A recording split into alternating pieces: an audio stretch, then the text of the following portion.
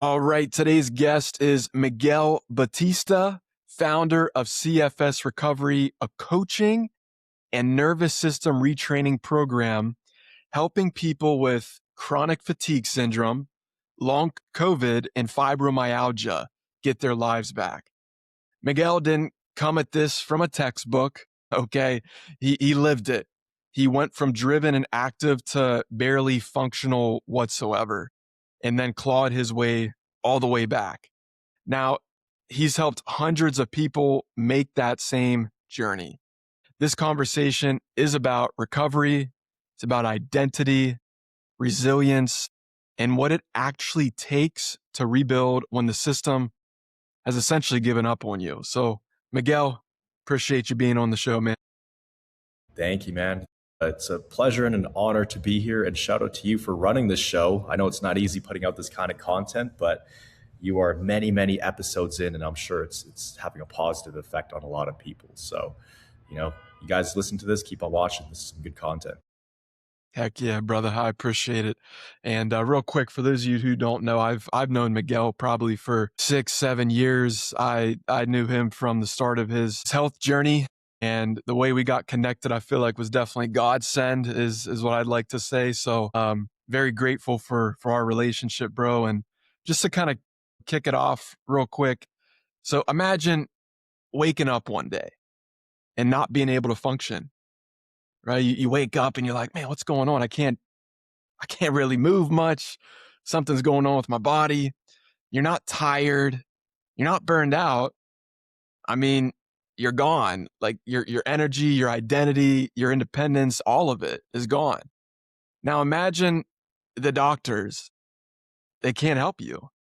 They dismiss you, and you're left wondering if this is just your life now for the rest of eternity. That's where Miguel was. And he didn't just recover, he built an entire full-blown system so other people don't have to figure it out alone for themselves. So, Miguel, let me ask you this. What does it actually take to rebuild your life from nothing? Man, it takes a lot. Like it is the hardest thing I ever did to go from like zero to hero. And kind of just like you mentioned, when you're I would consider the previous version of Miguel before I got sick, very high performer, lots of work, very determined. My output in terms of work and just what I did in life was typically higher than the average person, and that's kind of why I got sick. So when you go from this person who is like, unstoppable, or you feel like you could do anything you set your mind to now you can't even get out of bed, you can't roll over, you're getting spoon fed for months, and the doctors are telling you they have no idea what's going on, it kind of crushes your confidence. So you really have to, or at least for myself, I had to start from a place of really just trying to get confident rolling over in bed again, rolling over in bed and then sitting up, being able to feed myself. So the biggest thing that helped me go from completely bedridden in the hospital, thought my life was over, like on the brink of just giving up, to where I am today, to where I can like travel, work full time, run this, this international company, and have zero symptoms, was really honestly having that vision of the future of like, okay, sure, this is like a 0.001% chance I might get better. But if I did get better, what would that life look like? Because I could either just sit here and kind of give up and accept this as my reality, it's for the rest of my life, or I could keep fighting. And if I were to succeed, what does that look like? So the life I'm living today, these are things I would dream about. I would think about all day when I couldn't move and I couldn't really participate in the physical world. The life I'm living now is all the things I was thinking in my head. So it's kind of crazy that a lot of the things I'm doing today, traveling, having all these pretty cool experiences, meeting amazing people, it doesn't feel like it's the first time I've done it, because I've done it thousands of times in my head just when I was bedridden. I mean, you got to dig deep to find that spark to keep going, just one day at a time. It really took everything, and I think you have to tap into something bigger than just yourself. You have to tap into like, your purpose. Because I also told myself, if I got better, I'm not just doing this for myself because I have nothing to live for. But if I were to get better, I'd have a story to tell and I'd have the experience to maybe make an impact on the world and share that with other people. And that's exactly what I did once I started getting better.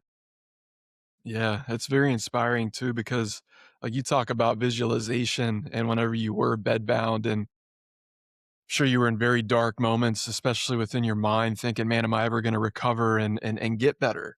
Is this my life for the rest of my life?" And now you look at yourself now, years later, and it's not even as if it's a decade later. It was before that where you really started to see some breakthroughs, right? And I remember whenever you and I first got connected, I think it was like back in 2019 or something in Vancouver, and you were still going through it, but I had no idea. You looked fine. You looked normal. I didn't know the battle and the inner storm that was going on. And, for the viewers and the listeners, we're not talking about anxiety. We're not talking about depression. We're talking about chronic fatigue syndrome, right? CFS. So, Miguel, could you educate those that maybe aren't necessarily aware of what chronic fatigue syndrome is and what it consists of? Like nothing too crazy or scientific, but just in layman terms. Yeah, for sure. So chronic fatigue syndrome, a lot of people kind of they think it's just fatigue. But fatigue, that's just scratching the surface. There's so many other symptoms people deal with when they get this. And first of all, who gets this type of thing? Typically, it's type A personalities, perfectionists, people who like to analyze things, and typically people who push themselves extremely hard. So these are the people who used to be the person that everybody else could lean on, the person who could usually outperform everybody else, the person who squeeze the most out of the lemon of life. And eventually they kind of pushed too hard and they started getting these weird symptoms because it usually starts off as kind of like these burnout symptoms, brain fog, fatigue, insomnia, some heart palpitations, things like that. But you throw that challenge in front of that type of person, they're only going to push twice as hard. And so what happens is the symptoms start really getting in the way of life, having to reschedule calls, having to reschedule things with friends, having to kind of pull your punches on life because you just can't keep up with the pace that you're used to. And then typically you go to the doctors, right? And then the doctors kind of look at you like, "Hey, all your tests are fine, your heart's fine. On paper, you are good to go." And that only leads to more frustration. So now you're not only dealing with the physical symptoms, could be headaches as well, could be vision issues, floaters, burning sensations on your body, light sensitivity, sound sensitivity, food sensitivity, crazy things like that. Now it's not just the physical symptoms. Now you're dealing with a lot of emotional symptoms. There's a lot of anxiety because every sensation you feel in your body, you feel like you need to run away from them or you feel like the worst is going to happen. To put it blankly, you kind of feel like your body is slowly breaking down and like you're slowly dying sometimes. So if the doctors are saying you're completely fine, if your family's telling you, "Hey, just chill out, just take it easy, go for a walk and exercise more," and when you do that, you feel even worse, like you really start to feel like you're going crazy. So then you start to take matters into your own hands. Typically people start taking supplements or medications, going all these different routes. And a lot of times that can make it worse. So it only compounds the problem. And then, of course, you go to Dr. Google, Googling every symptom. And that is like the most scary, it's the scariest thing because, if you Google a mosquito bite, it's going to show somebody's face falling off. So every symptom you're Googling, trying to get to the bottom of it because you genuinely want to understand, but it only keeps you further in the cycle because now you're just terrified of every sensation you're feeling in your body. And it gets to the point where like you really have to say no to a lot of things in life, right? And then you start to question like, is this my life? Will I ever be able to exercise again? Will I ever be able to take part? And ultimately that leaves people feeling very frustrated, confused. It can be very depressing as well because you almost lose that old version of yourself and you do feel fragile and broken. But that's where we come in, or where they find our YouTube videos and they're able to figure out like what's actually going on, and they figure out a way out because really it's a lot simpler than people make it out to be. It is still pretty hard to get out of this thing, but it's a lot less confusing people kind of understand what's going on. In a nutshell, it's like a hypersensitive nervous system issue. It's like there's a glitch in the brain where the body, for the most part, for most people, it's actually okay, but the brain is sending the wrong signals to the body and is triggering all these physical symptoms. So we got to update that software. There may be other things going on where you may actually need some medications or supplements, but overall, the nervous system is just so hypersensitive. So that's, in a nutshell, what chronic fatigue syndrome is. Yeah, no, that makes sense. Why would you say that the medical system fails patients consistently with chronic fatigue syndrome? It's a great question. So, with the medical system, I think it's great. First of all, like if you get into a car crash, if you get super, super sick with something, like they know exactly what they're doing in those senses. If you break your leg, when it comes to something like a hypersensitive nervous system issue, where you're having all of these different symptoms pop up all over your body and it's unpredictable, it's inconsistent, and all your tests are coming back normal, it gets really confusing for them because the way the medical system is set up, it's very segmented. So I remember, I would have a lot of heart palpitations and skipping beats. So they would send me to a cardiologist. But then my mood was all over the place as well, and my gut was all messed up. They would send me to an endocrinologist or a psychologist because I thought I was just depressed. So you're kind of bouncing around, like you're on this merry-go-round in the medical system, but they're not all talking to each other.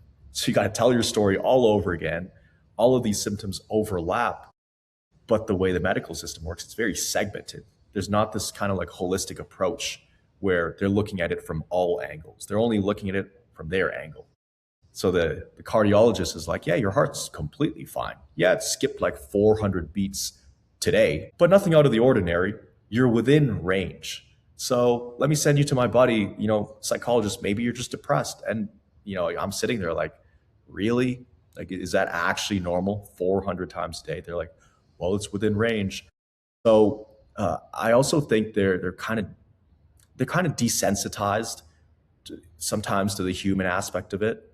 Most of the doctors I ran into, they just looked at the data on the paper. They weren't looking at me actually like breaking down crying in the hospital, like in the ER, going through all these tests, just begging for answers. They just looked at me like, well, the test says you're fine, so you should be fine.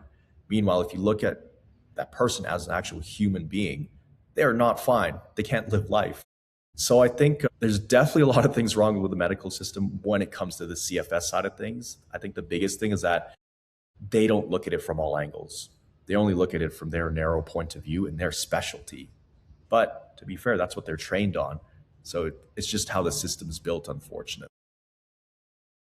Yeah, I can understand that because, they're just doing what they're told. They're diagnosing what they've learned about. And when you look at a lot of these, whether it's diseases or things like chronic fatigue syndrome, you look at Lyme disease, right? Because I at first thought that chronic fatigue syndrome, which I feel like had some of that, and then I found out that I had Lyme's disease.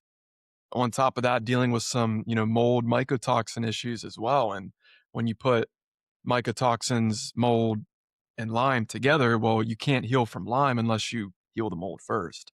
And then you look at chronic fatigue syndrome, like you said, it's hard, but you can get through it, but you already have to like see it in your mind getting through it essentially first to heal. That's the I think the key with I think the key with most things in life is you have to see yourself already doing something and winning those championships, getting those perfect scores or those A's on the test that you want to get before actually doing it. You gotta do the reps first, right? And I think it's a shame because you see a lot of these different diseases, illnesses, and a lot of these doctors just don't have many solutions to give you. And it's very Mhm. disheartening for the patient that consistently struggles and they get dismissed. I mean, you've been dismissed so many times. I've been dismissed so many times. Beautiful thing is you're from Canada, right? And did you have to pay for a lot of those tests or was that free? Luckily, I did not have to pay. And a crazy story. or interesting fact is, at my worst, I was completely bedridden for 6 months. And I mean bedridden. Like my 70-year-old grandma, I had to hang on to her to just go to the washroom. And I was able to go like once a day. Other than that, I had a bucket beside my bed, right? Because I'm drinking water and it's got to go somewhere. So could use your imagination. But it was a bucket beside my bed. A lot of times she had to spoon feed me. But I got so bad and so sick that I ended up in the hospital and they actually kept me there. But for 2 months in the hospital, luckily it was all covered. I think I paid $50 for the ambulance there. Um, but it was like 2 or 3 meals a day or something, all the tests and scans. And I'm like, I'm just so grateful that I didn't rack up a crazy bill because they showed me on the paper it would have been hundreds of thousands of dollars, but it's all crossed off. It's like, oh, this is covered. Here's your bill, $50 for the ambulance. I'm like, man, it's a miracle. I think that's why I feel like it's my duty and responsibility to get this information out to people, to help them recover so they're not, or they don't get that severe, especially if you're in the States. I've heard some crazy stories because, man, 2 months in the States with without insurance, that's pretty rough. Yeah, you'd probably be racking up thousands, if not into the six figures. I mean, Oh, yeah. I remember going to the ER visit, just going to one of their rooms for an hour, and then I got hit with a $5,000, $6,000 medical Yep. bill, Yep. and it's crazy because I think there's a statistic that's out. The number one debt in the world is medical debt. And it's a shame just because you can't prevent things that happen to your health. I mean, if you're having heart palpitations, you're not just going to be like, it's fine. Like everything's good. I'm going to just have belief, going to manifest it, going to make sure I'm good. It's like, no, you're going to go get evaluated, go get Yeah. tested. Whenever you're getting told that, oh, hey, it skipped 400 beats, but you're fine.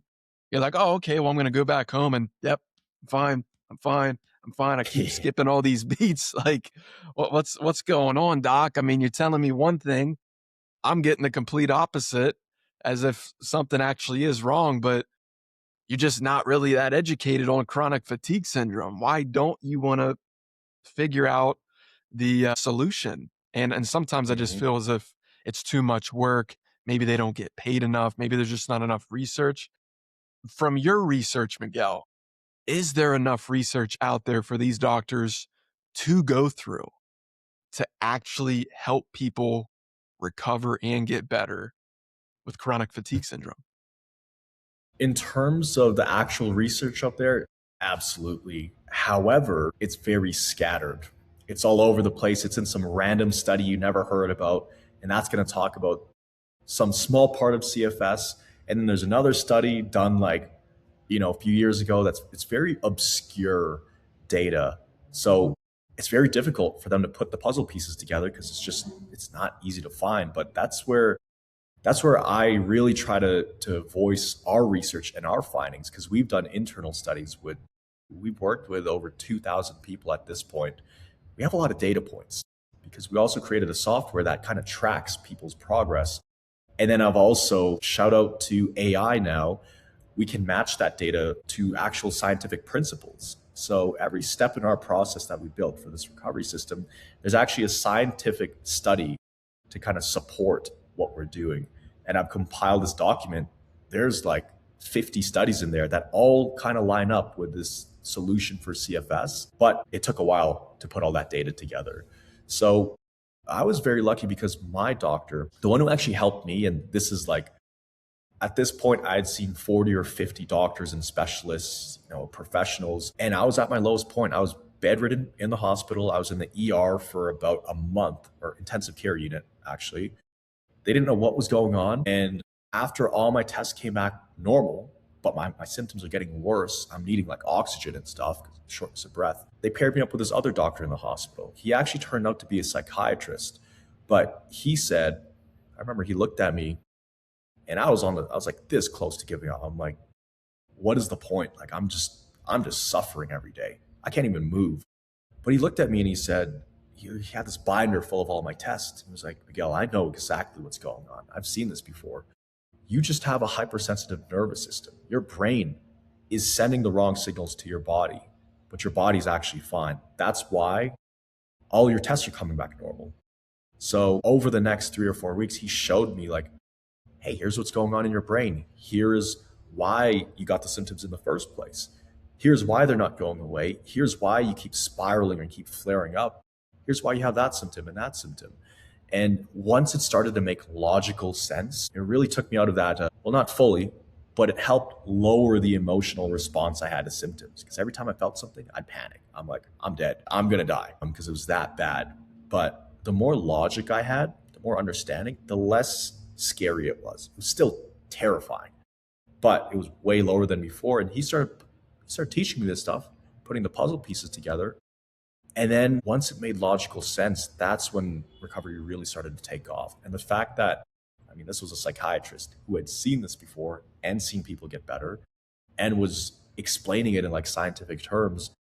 I was like, okay, so it's kind of like a formula. It's not just willpower and pushing through. It's not just like hoping for the best or just being tough mentally.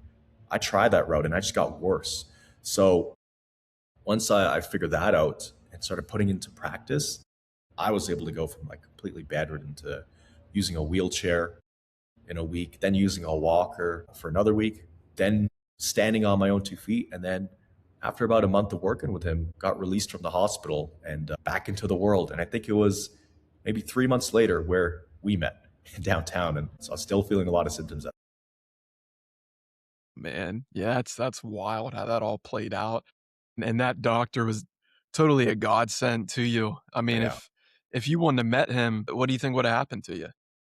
Dude, honestly, I don't even know. I've thought about it sometimes, and then my mind goes to like some dark places, and I'm just like, you know what? I'm just grateful I met him.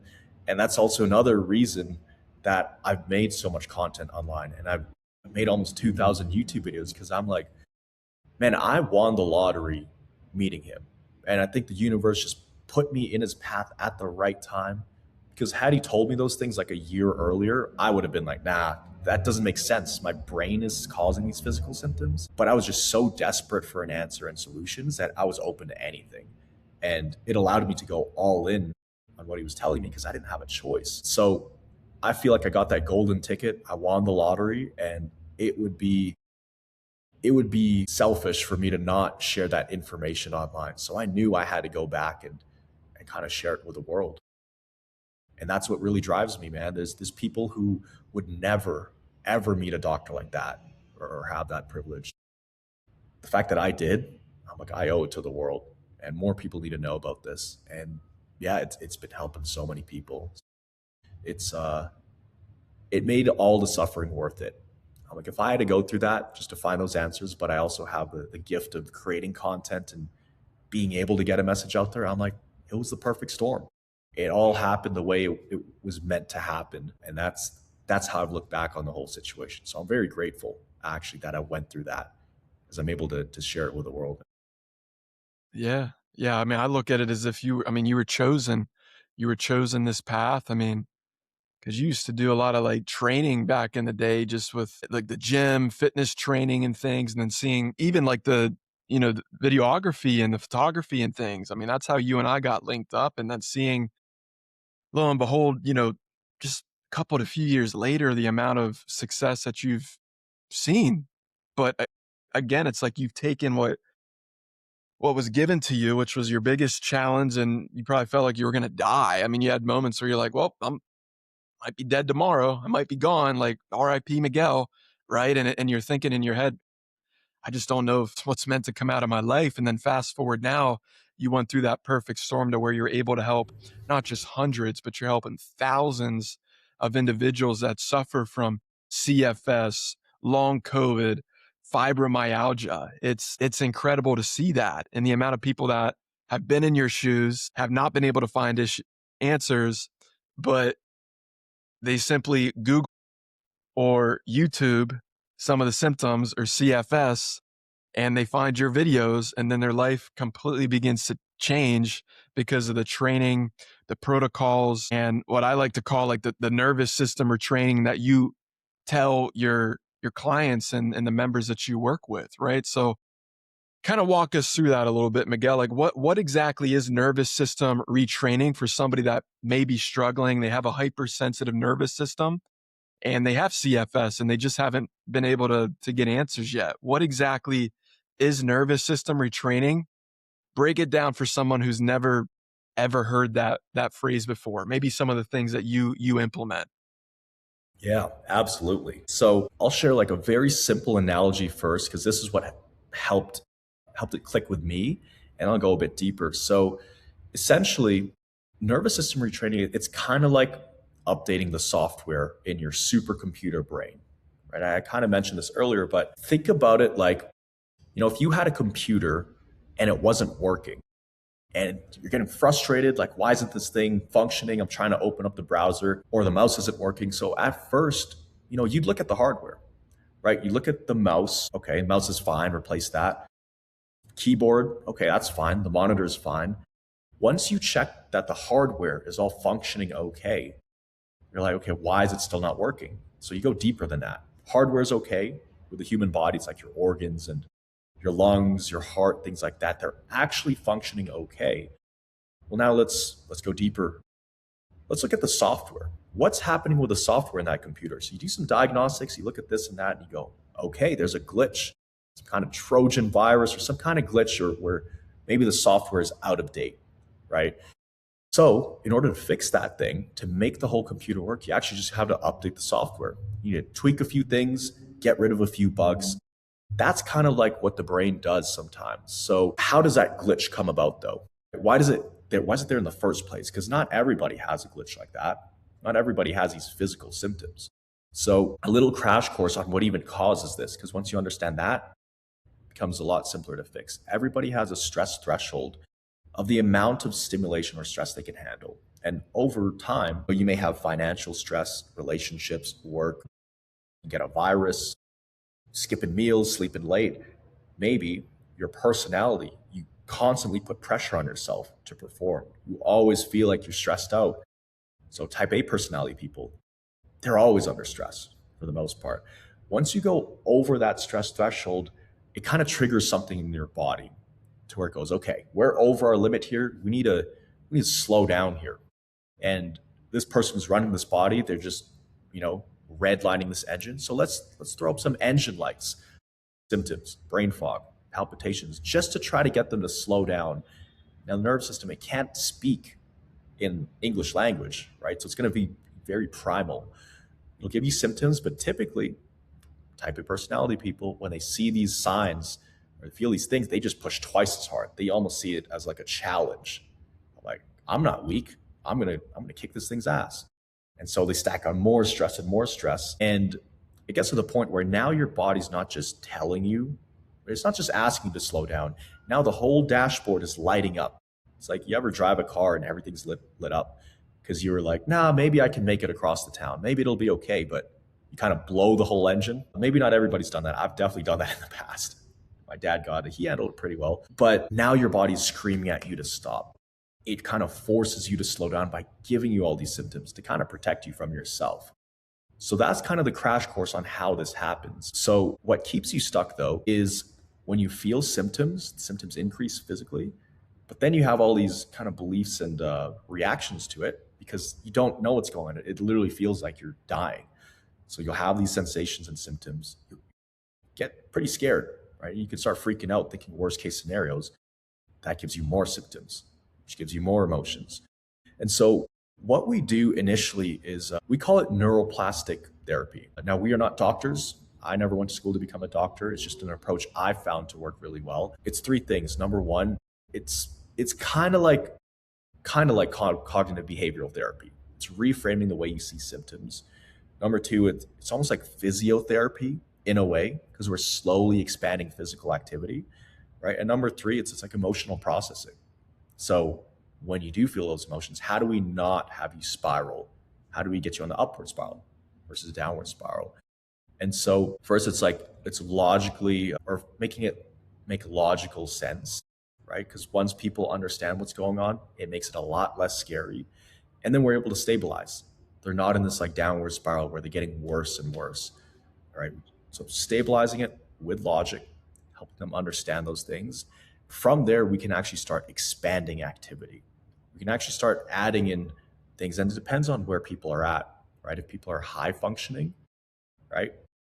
Maybe it's like slowly adding on more workouts, slowly adding on more work, right? But then slowly expanding activity, and then, just making sure we're not overdoing it as well.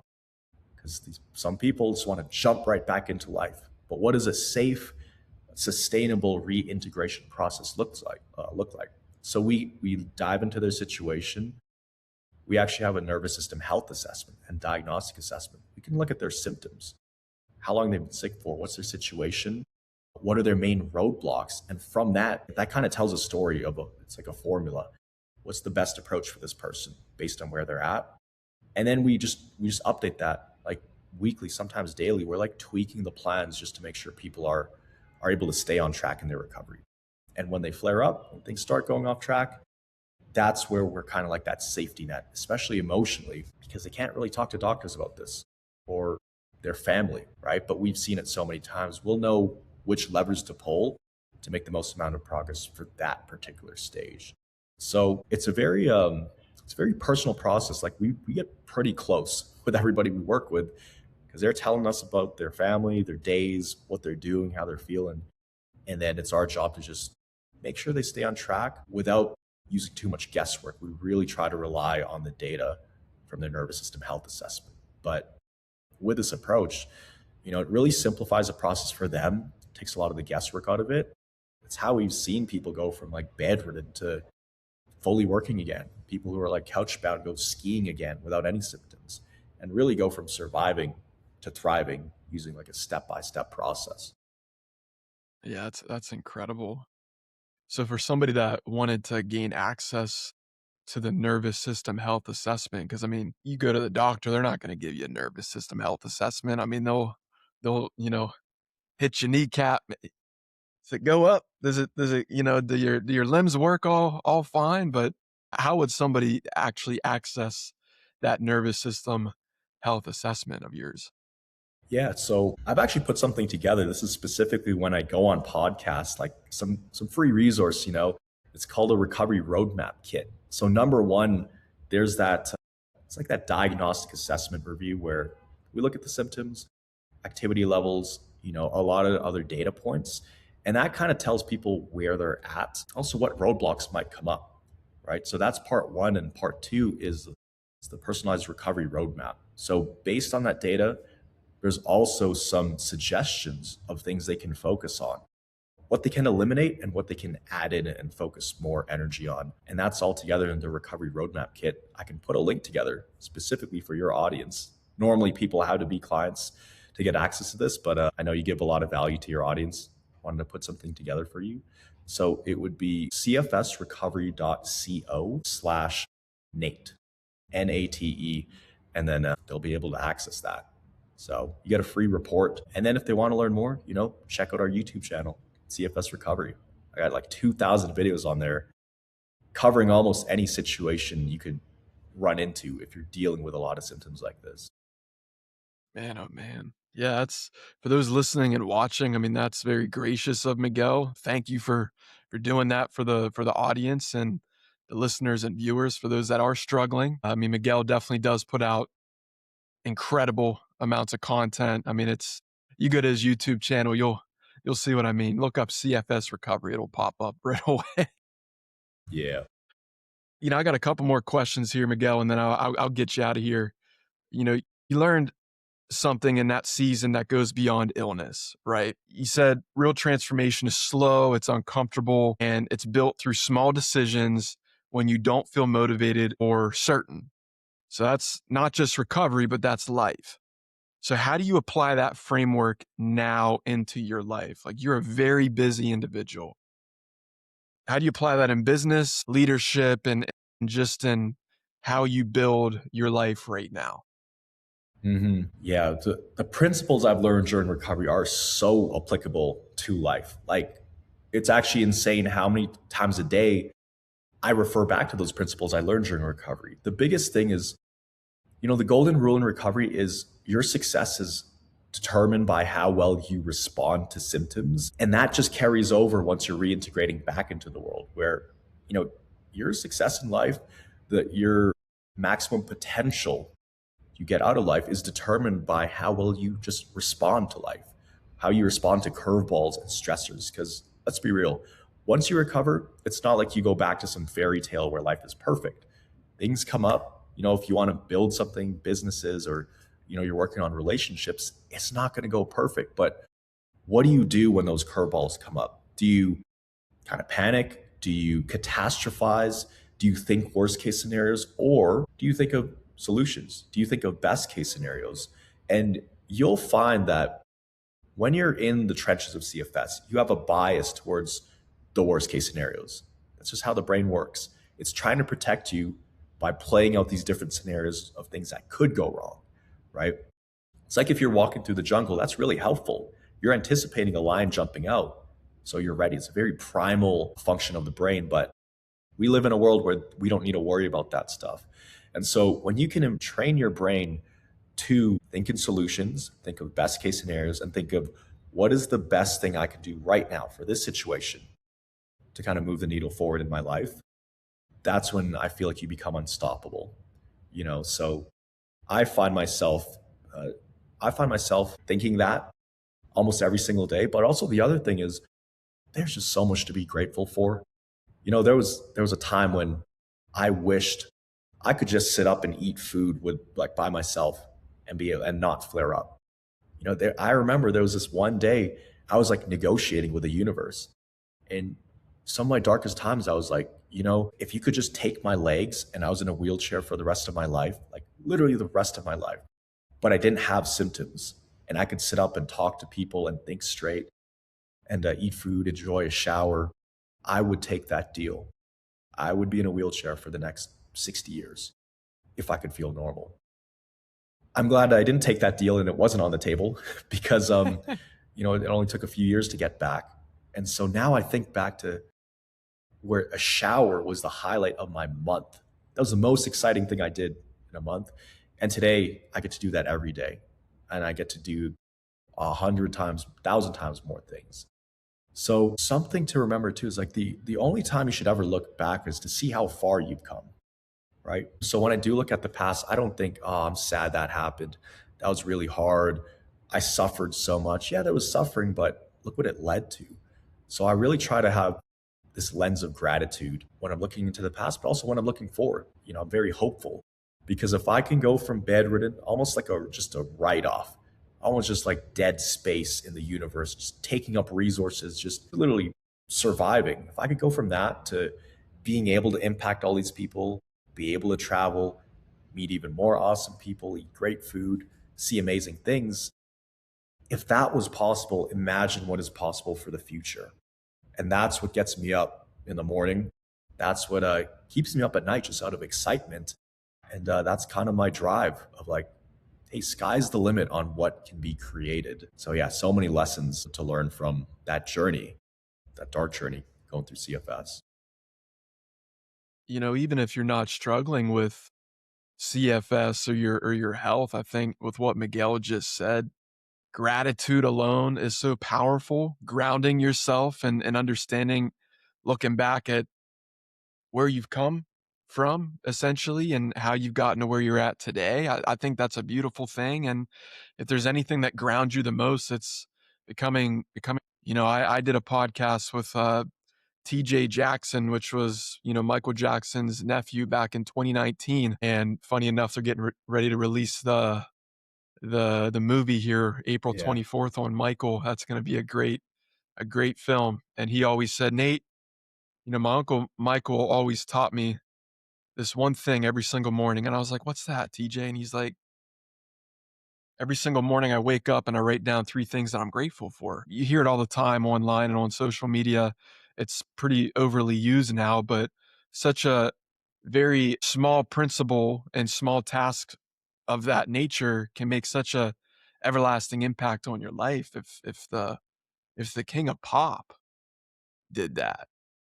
I think that says something, right? I mean, it's incredible. So I appreciate you sharing that, Miguel. And I think that's a huge takeaway, right?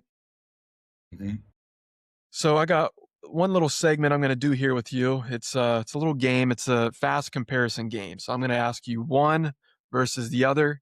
You're going to pick which one, you prefer, and then I'll end it with one question here for you, and we'll get you out of here.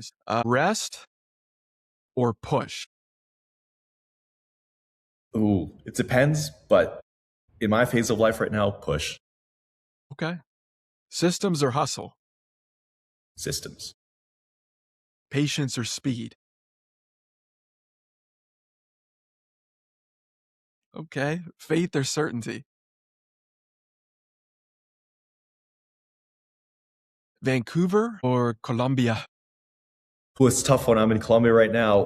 Right now, Colombia. Okay, I gotcha. Gonna have some Vancouver people angry on that one, but survive or thrive?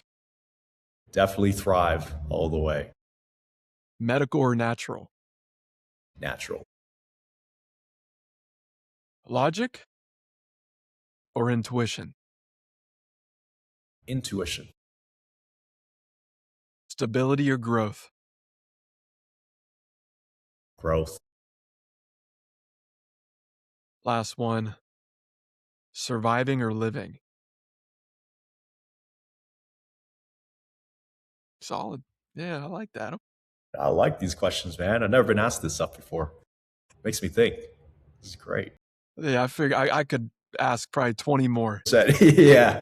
You see my stories, Right? Claude or Chat GPT? Claude. Oh, There you yeah. go. What is ChatGPT? What is that? Yeah, we could do a whole nother podcast on that, Miguel. Holy. Okay, so lastly, you went from survival mode to building something that helps not just hundreds of people, but thousands of people. If you had to name the one decision, the one shift that made everything else possible, what was it? And for someone right now who feels like they're in their darkest part of their own season, what do you want them to hear in this current moment? For me, I would say courage allowed this. It was scary putting my beliefs, putting my story out there. I thought I was going to be judged. I held off for years to put out online, but then I did. And it was the best thing I ever could have done. But it was terrifying to put that stuff out there first. So courage. And then what I'd want people to hear, if you are somebody who's dealing with some mysterious debilitating symptoms, you feel like it's kind of robbed you of your life and you're not the person you used to be, and you're wondering, can life ever get good again? Can I ever have my life back? Can I ever laugh with my friends and family and participate in the world without symptoms and truly thrive? I just want you to know that I think there's a reason you're listening to this podcast right now and you heard these words. We're about 45 minutes in, and you're somebody who is not going to give up and just roll over and accept this as your reality.